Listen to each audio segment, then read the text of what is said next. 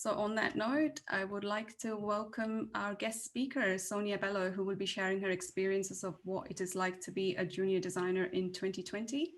Sonia is a junior UX and UI designer at Eastside Company, which is UK's #1 rated Shopify Experts. She's also part of the Xuntos team, working on a great initiative of building a community for underrepresented people, especially focusing on women in technology.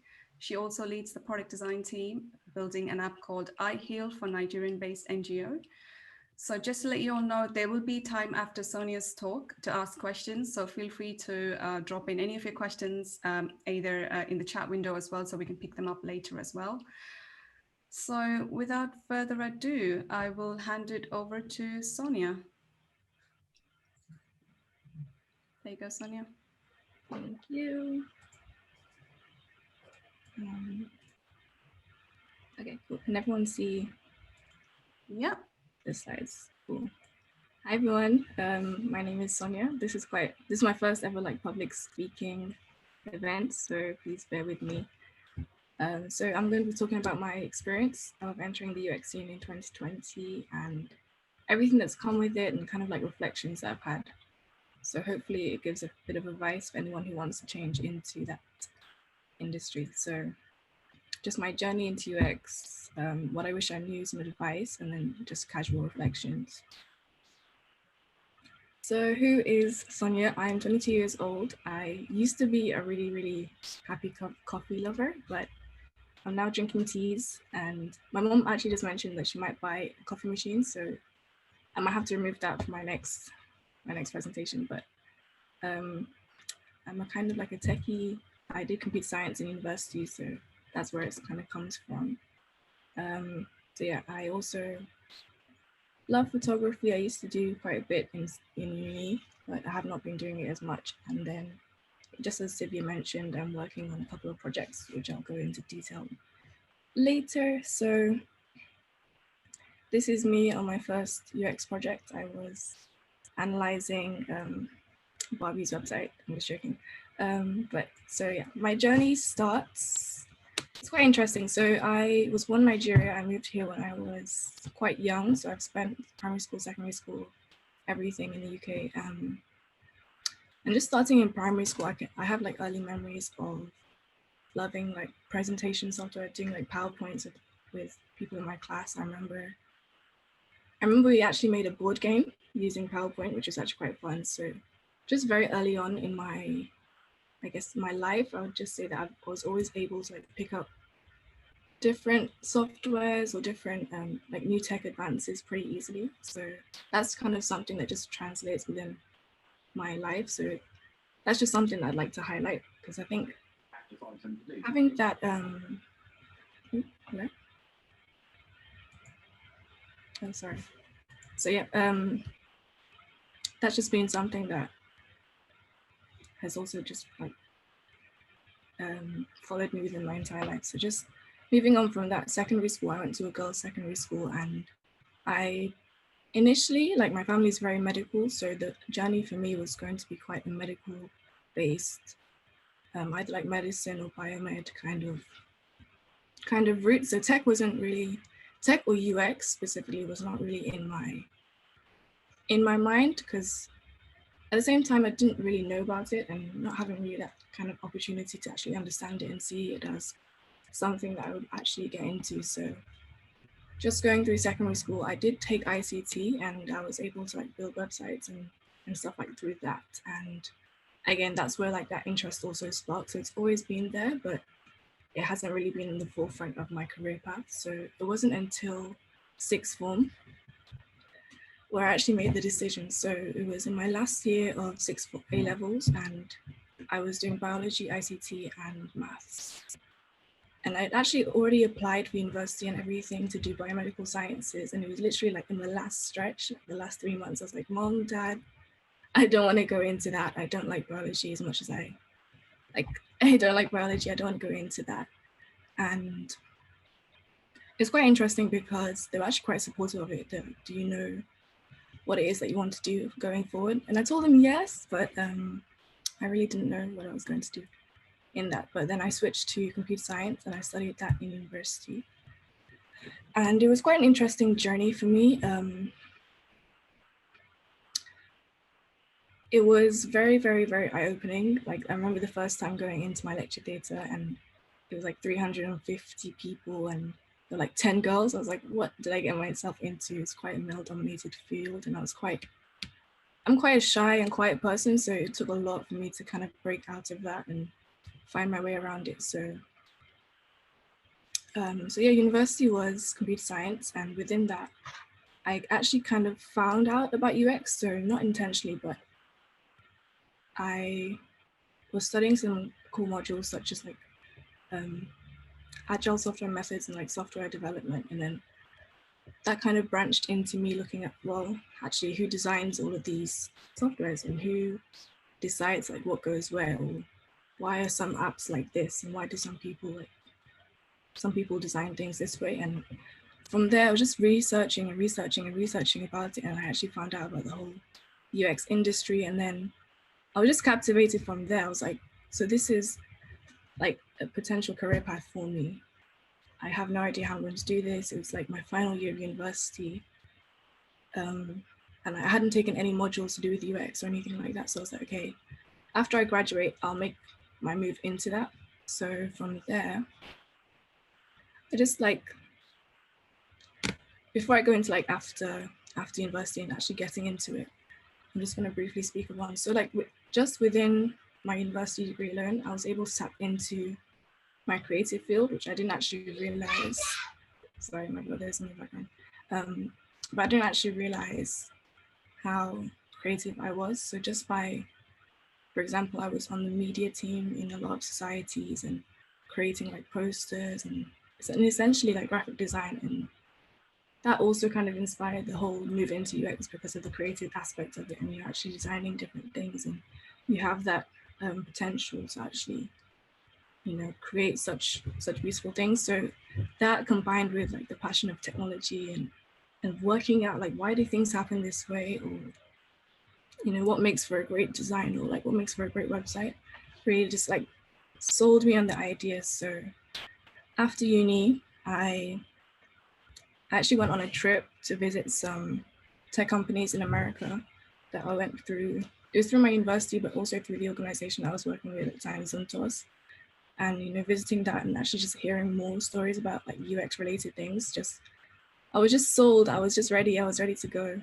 So I took a little bit of time out and like rest and just going on like holidays and stuff. And then I got down to it and I didn't know what to do. I didn't know what to do at all.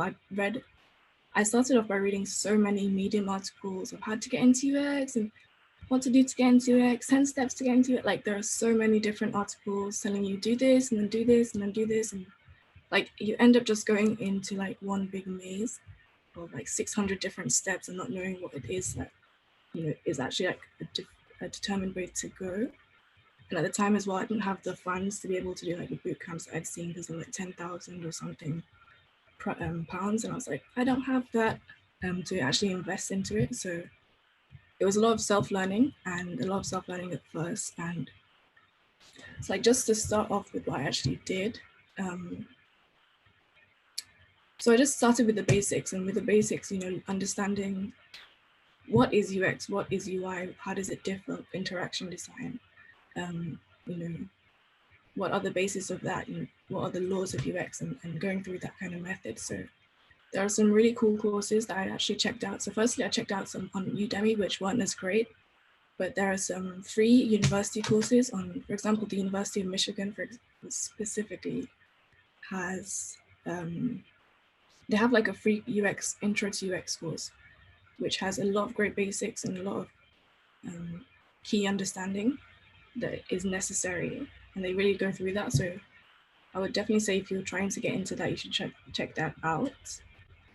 And then just following on to that, I started working on my portfolio and just trying to build that. So my first case study that I worked on was a redesign of Twitter and just different features that would actually improve it. So I went down the full route of, you know, understanding the problem, researching, and I spoke to different people. I pestered all my friends. I was tweeting stuff. I was like, hello, hi, can I talk to you about Twitter? Like, like an outdoor salesman, but virtually. And then from there, actually working out what people wanted and what does Twitter want as well. So like combining the business needs as well as the user needs and building that into what could be a better app for Twitter. So that was my first case study, and I was able to finish that around October last year. So like just literally like a year ago. I went through that, and then I worked on my next case study, which was an Amazon Prime Video design. And at the same time, just looking into like different aspects of it. So like e-commerce, specifically, I was looking into Glossier and what makes them so great, because I love them. And I will surely spend my money on their site. So yeah, just looking into that. And I was able to kind of finish those other 2 case studies by January. And that's when I started applying to different roles. And I was getting a lot of rejections, like a lot of rejections. I had my first interview in January for like a graduate interaction designer. And, like I spent like a week prepping, what makes a good interaction designer. And I think a lot of the journey is practice, especially like interviews, because different companies will actually require different outlooks and different, I guess, they have different things that they focus on. So I came to that interview like retrospectively with a different mindset to the ones that they were more thinking about the business side of UX, but I was thinking more about the consumer side. So I can see how, it just wasn't a good mix at the time. So as well as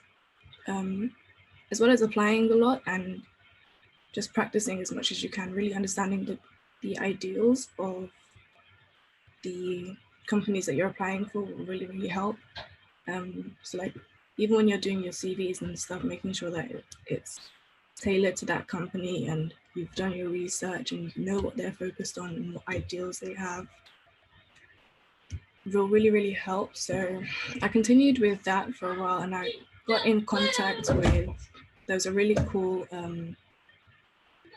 company called Love Circular, and they helped my journey so much. So at that time that I started, they were literally just starting out. I was essentially part of like the tester group, and they hold boot camps and at really, really, really cool subsidized prices, around like £800.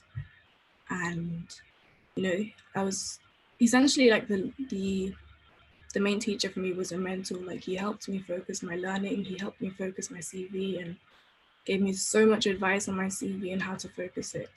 And from there, like, things just changed. I was getting more like callbacks into like interviews and stuff, but at the same time, it was really, really, really hard because at that time, like, lockdown had just started, the whole pandemic issue was going around at its highest. The companies had just stopped hiring, and even like people that were interviewing were like canceling interviews and stuff like that. So it was really quite challenging. But I think the only thing that kept me going was just my passion. Like, I knew that this is what I wanted to do, and I'm so eager to learn about it. And I just want to learn and research more. Like, why do people do this, and why does this happen? So I was just really, really passionate about it, and that was the only reason that I could have actually gone through that year, because it was a really, really hectic year.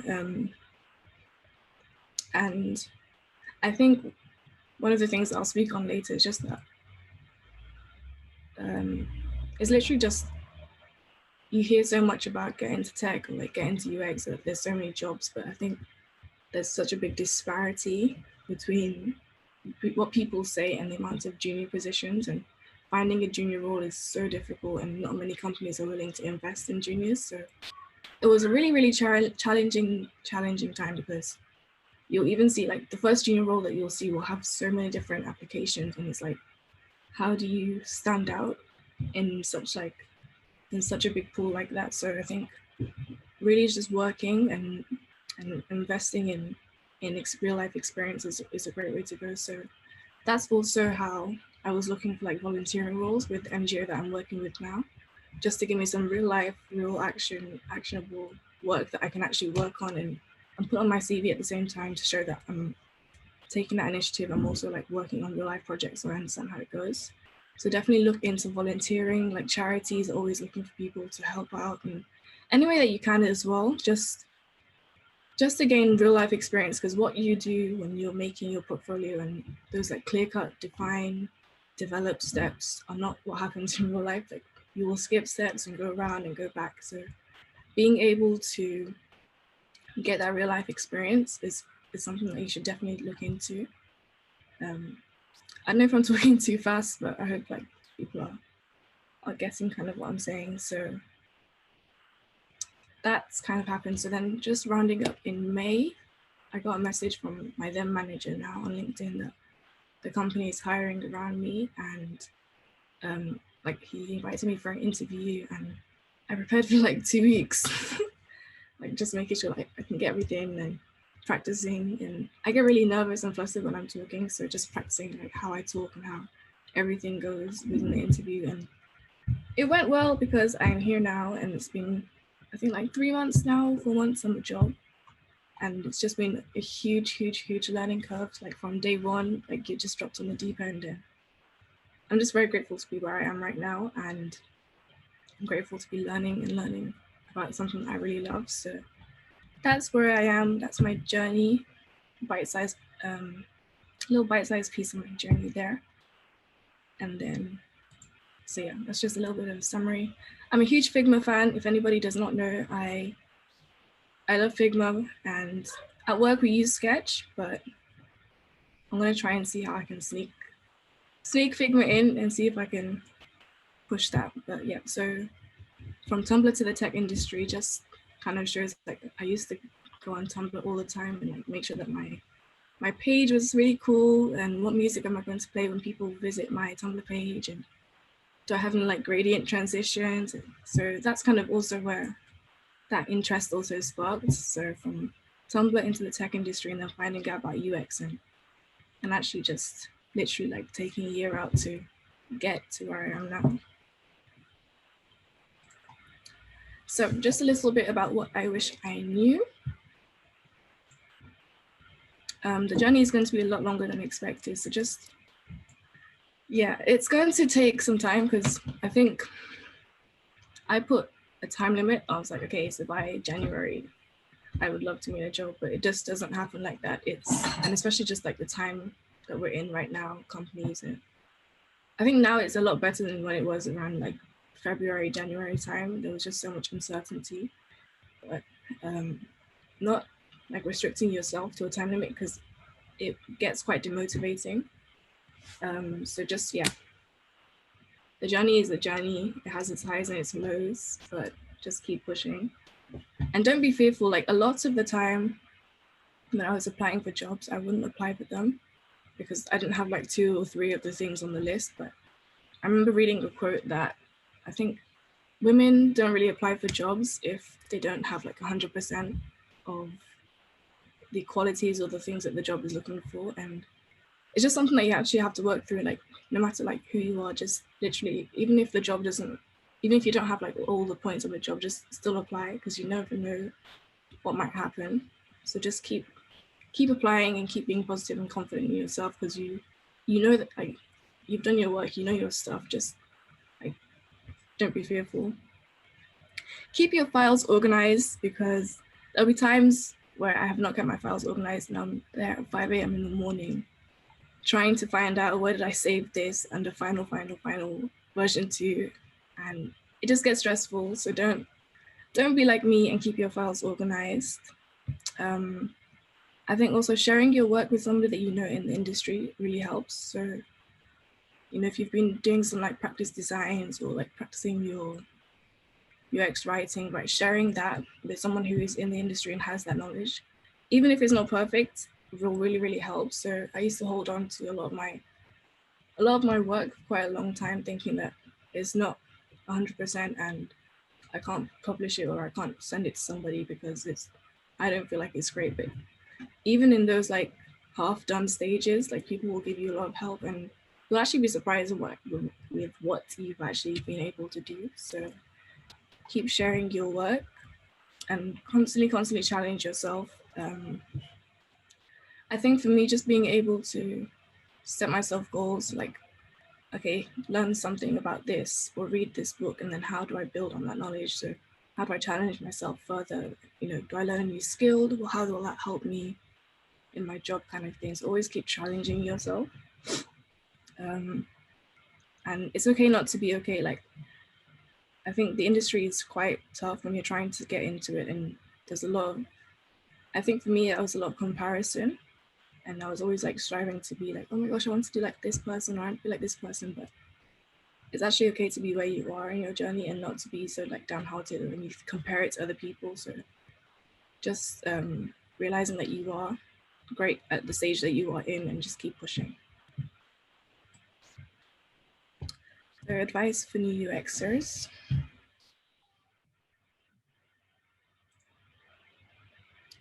Okay, so my tips for getting into UX is just, firstly, just realizing that learning never stops.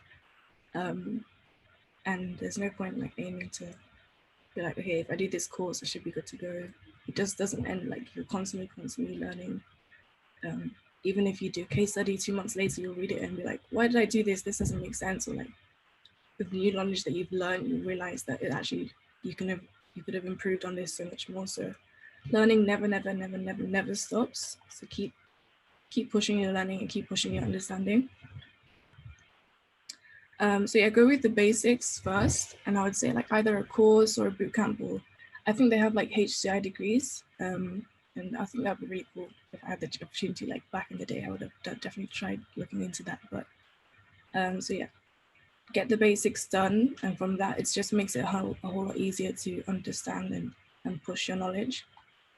Practice 24/7, so that could be your UI design, you could be your UX design, or like even just UX research, you can practice that. With UI design, I would definitely say look into like doing a daily UI challenge, or there are loads of like websites that have briefs that they give you, and then you receive the brief and you design based on that. So practice, if you're looking for like a role that is quite 50-50, make sure you keep practicing your UI and as well as your UX skills. So that's also a good place to go to. My next point would be seek mentorship and community. I think without community and without mentorship, it can be quite difficult trying to figure out things on your own. So for example, the mentor that I had was able to really help me focus and define like what my next steps would be and what areas I was lacking in, where I could actually get that, where I could fill in more and do more. So that mentorship with somebody who's already in the industry is definitely vital. It's just nice to get input from someone who actually, has that experience or has known the industry for a while. Also, I would just say find the communities, so such as like this amazing group here as well, and Twitter, Instagram, Dribble, LinkedIn, finding a community where you can actually network and meet new UXers. It just keeps, it's just a nice way to get support and also be supported and support other people. And, if you have a question or a problem with anything that's going on, the community will actually be able to give you that advice. Again, just to reiterate, share your work and ask for feedback like that. You can't really get anywhere without getting feedback. So just definitely look into that. And if you have the community, like maybe just send a message. Oh, hi, I've been working on this. Could I get somebody's feedback? Somebody should reply, hopefully. Yeah, just remembering that you're not going to get everything right. And I know for myself, I put quite a bit of pressure on myself. So not putting that pressure on yourself and giving yourself the grace to grow is definitely really important.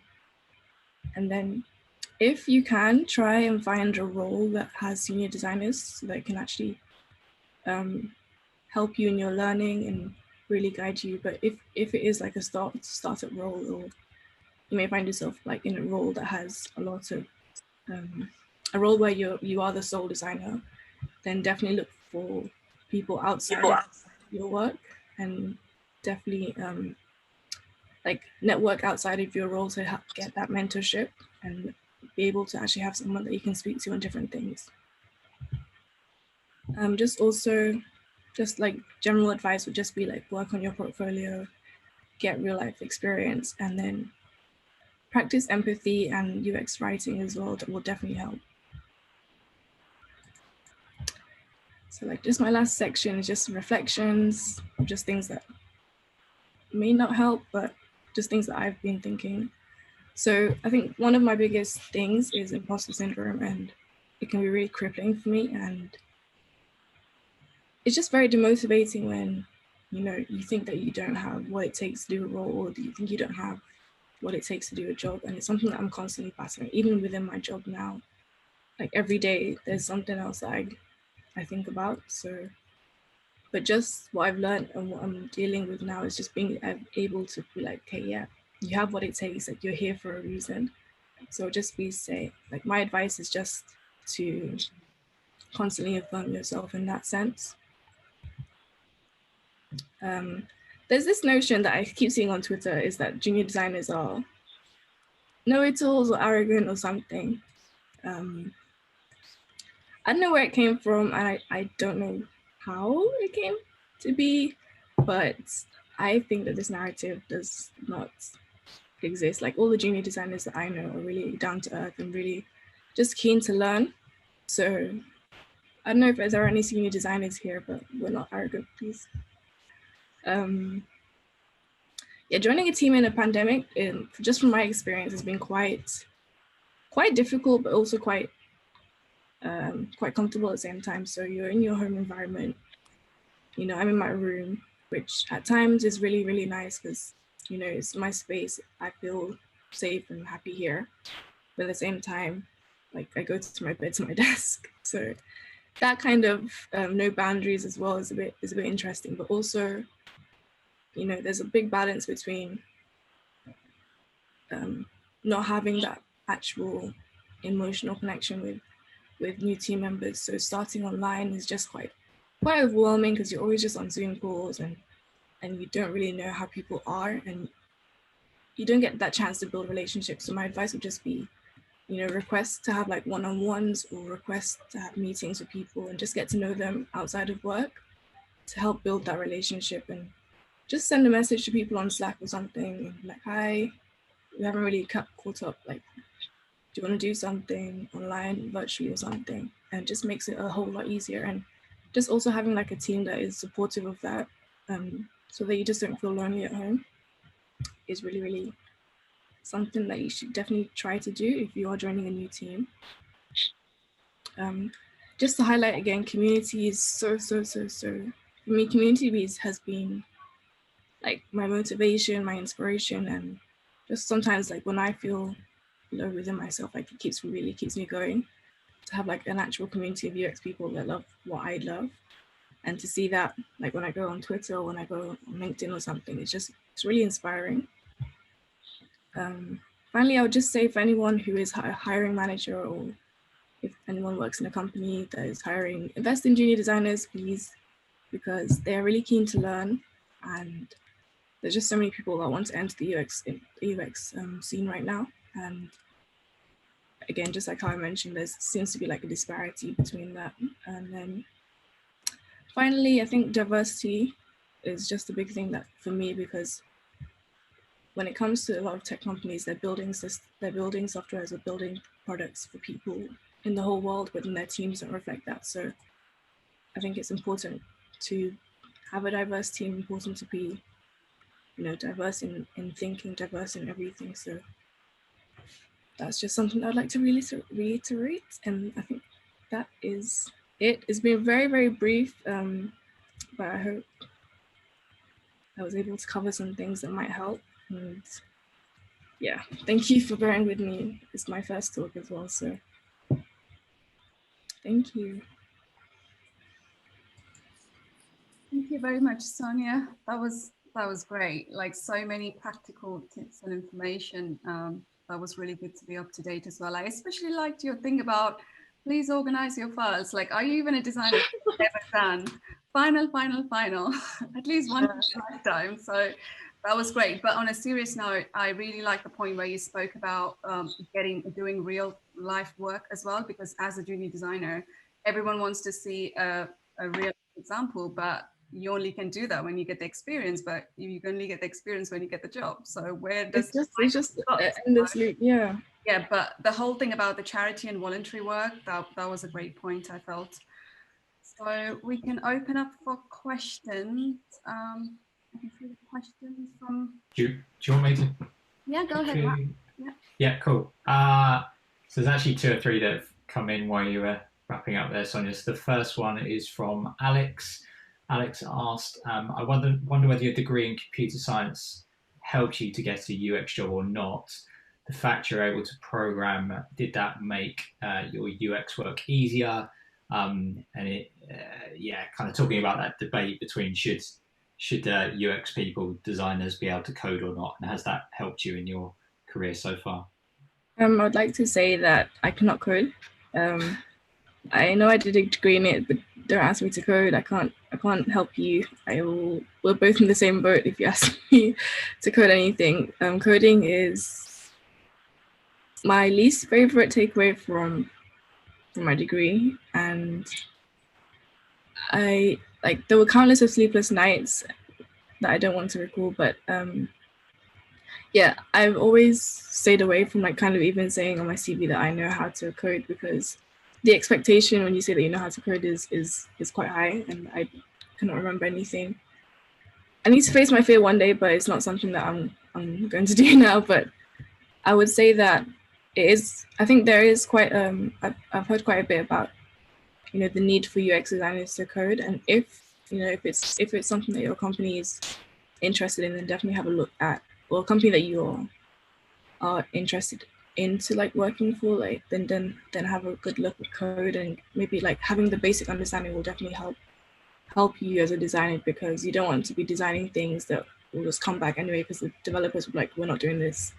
So having that basic understanding of code will definitely help. I don't know if it's for me personally, I don't think it's been a leverage. I do zero code or anything in my job. But yeah, definitely having that understanding is a lot better. Cool, great. We've got a couple of related questions, one from Hindi and one from Wesley. They're both kind of asking, knowing more about where you'd recommend or how you'd recommend going about finding a mentor or a community to join, other than this one, obviously. I think for me, the biggest place where I found community is actually on Twitter. I just started sharing my designs one day, and then all of a sudden, I just found UX designers who have followed me, and then I followed loads more, and just like that, I was able, my whole timeline is just pretty much consumed with either memes or UX design tweets. So definitely check out Twitter. I think Instagram is quite a little bit of a community there, but I haven't really explored that. And then LinkedIn and yeah, I think LinkedIn have got LinkedIn groups and UX groups and stuff within there. But for me, tweeting about design and tweeting about my designs is definitely the easiest way for me to find community. And in terms of mentorship, I think it can be quite interesting. So for me, sometimes I was just quite direct and was like, hi, could you help me in this aspect, or could you help me with this piece of information, piece of work or something. So not necessarily asking for mentorship, but asking for guidance of something that I was working on.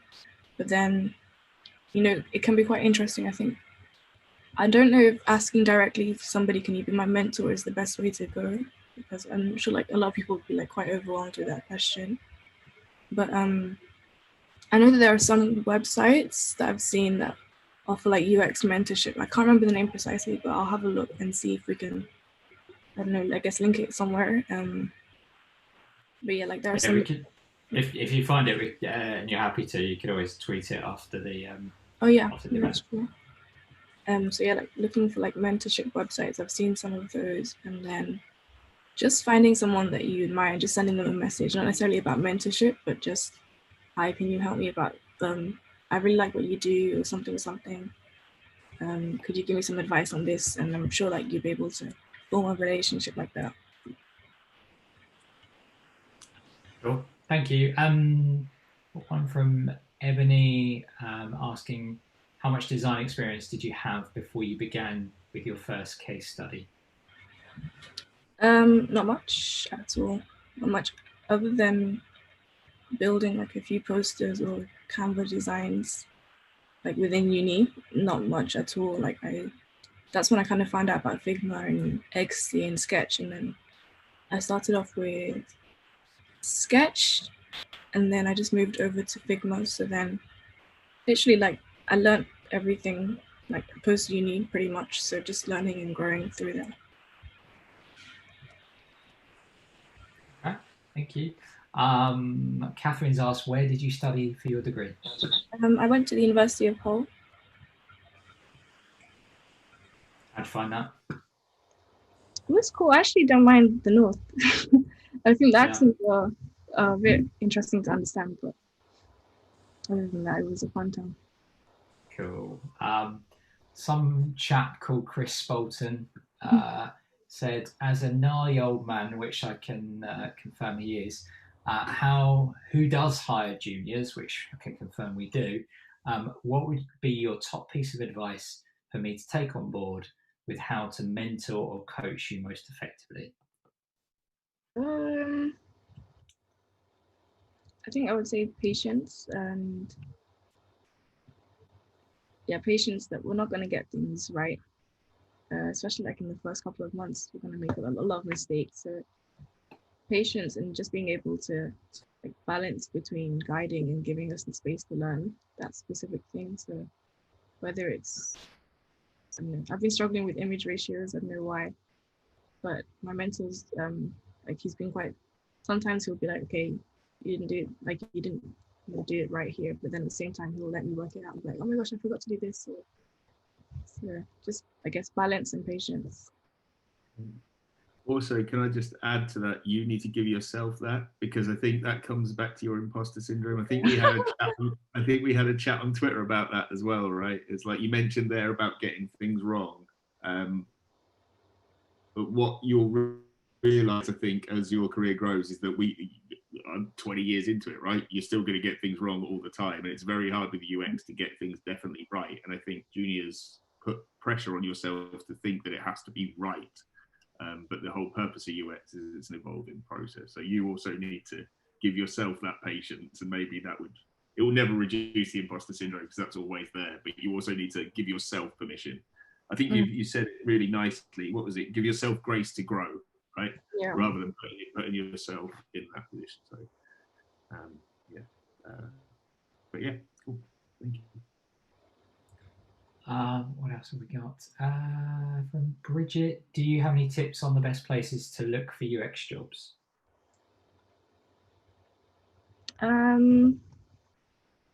LinkedIn is probably where I found most of mine, and just I think posting stuff on LinkedIn and posting that you're open for jobs and open for like specific like UX roles definitely helps. They've got quite a good system there. There's a site called Otter. If you're in the UK or looking for like UK-based jobs, Otter's got quite a good selection of like UX-based jobs. I'm not sure how much of them are junior positions, because when I was looking on that site, it seemed to be quite mid-level stuff, but Otter's a good site as well. I don't think Indeed was quite good with UX roles. I struggled to find stuff on Indeed, but I'll definitely say LinkedIn is the biggest one for me. Okay, thank you. Emily's kindly shared a load of links. I think some of the resources and things you were mentioning as you were going through your talk, Sonia. That's very kind of Emily. And that's just a comment about Chris's mentoring skills, which I'm sure he'll like to see. Another question from Bridget. If there's time, are you working more on the design or research side of the spectrum? Did you choose this direction or did it choose you? Good question. I'm pretty much, I think currently in the last month, I've been pretty much like 60% design and 40% UX, but other months it's pretty much been 50-50 or 60% UX. And I think it just changes based on projects and what a project requires. But I think I've always been more leaned towards UX rather than UI. but at the same time, I was developing my UI skills as well, just because I think it's important. And then I didn't choose the direction chose me, but yeah, I think in the future I'd definitely look into like more UX and UI roles. I think that's where my interest lies. Cool. And you got lots of questions tonight, Sonia. Another one from Kahindi. Do you know if there are any internships or placements for UX UI design that companies make available, or is it straight into junior UX design? Hope that makes sense. Yeah. Yeah, I don't think I know of any internships at the moment. But I think definitely looking on LinkedIn and even on Twitter, like sending out a tweet or searching for like junior UX interns.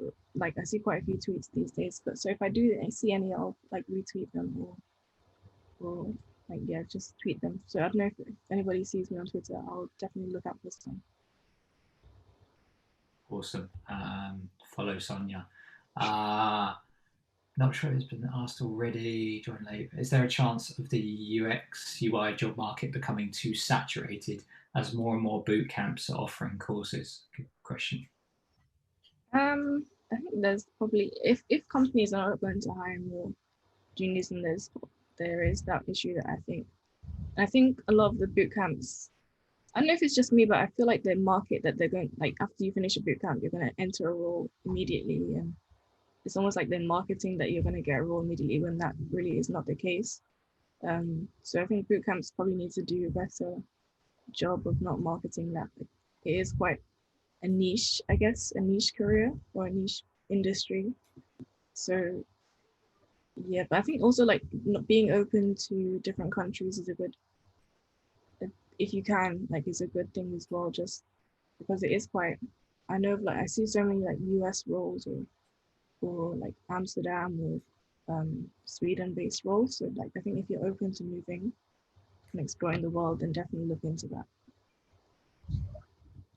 Well, I wonder myself if in future, rather than kind of quite sort of generalist boot camps, whether they'll start to specialize a bit more, and whether that creates a sort of market for specialisms within interaction design, user research, some of the kind of copywriting, UX writing. Maybe there's kind of the movement from sort of high level generic catch-all courses into more specifics. Who knows?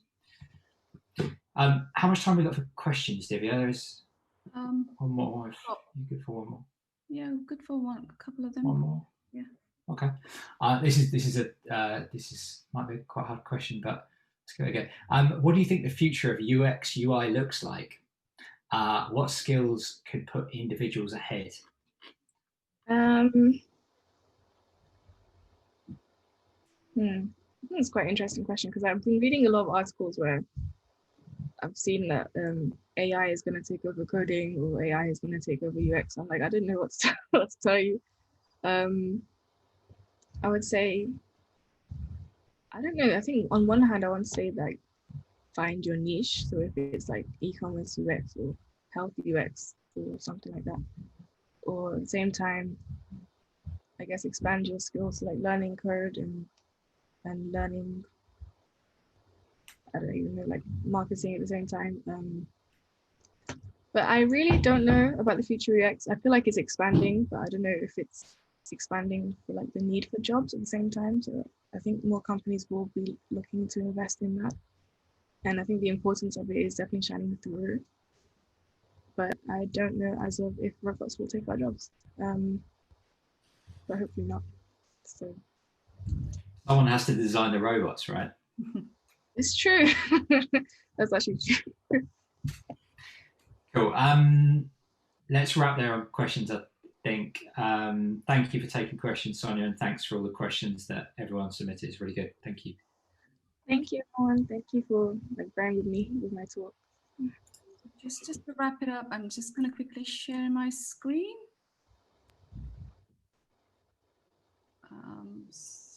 Oh, sorry. Oh, yeah, thanks. That's okay. Give me a second. right. Just to quickly wrap it up, you can follow Ingeniously Simple on many platforms. We regularly publish Medium blog posts, and we also have Twitter, which we tweet regularly. We have an Instagram, and all our meetup videos will be available on YouTube as well. There's so much of resources in there, from coding to product development and everything. And we also do podcasts as well, ranging from engineering, design, research, and all of that, which is available on Spotify and Apple Podcast as well. And also, we are always on call for speakers. So please feel free to reach out in your network if you have anyone you think would be a great speaker, or even if one of you would like to talk about something that you're passionate about relating to UX, product research, or product design, or it doesn't have to be anything specific to this as well. It could be anything related to self-development as well, because the last topic we had was relating to presentation skills. So anything you would like, we would love to host. It'll be a great starting opportunity for both of us.